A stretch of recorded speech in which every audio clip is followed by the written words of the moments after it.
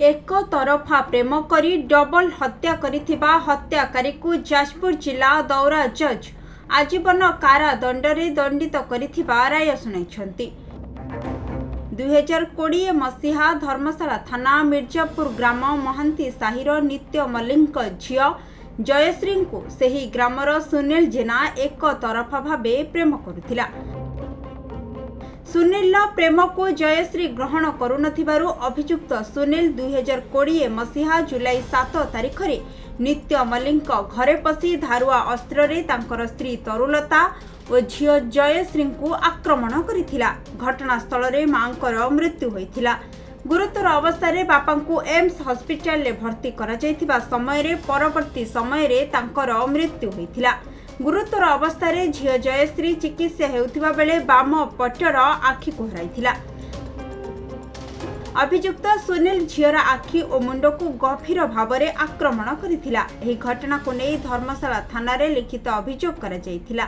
गुरुवार 13 जन साक्षी बयान को भित्ति करी 302 दफारे जाजपुर जिला दौरा जज आसामी सुनील को डबल हत्या घटना रे आजीवन कारादंड रे दंडित करिसंती।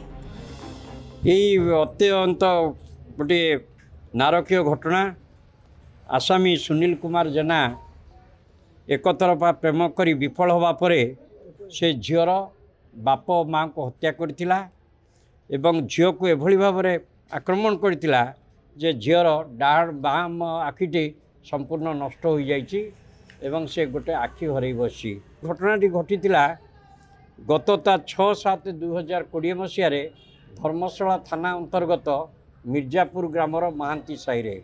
आज आसामी को दफा 302 रे दोषी साब्यस्त करी आजीवन कारादंड देइचंती एवं यह सहित 20,000 टंका जोरिमाना अनादाय पुनर्बार 6 मास जेल एवं 307 दफारे 8 वर्ष सजा होइछि एवं जोरिमाना मध्य 10,000 टंका होइछि।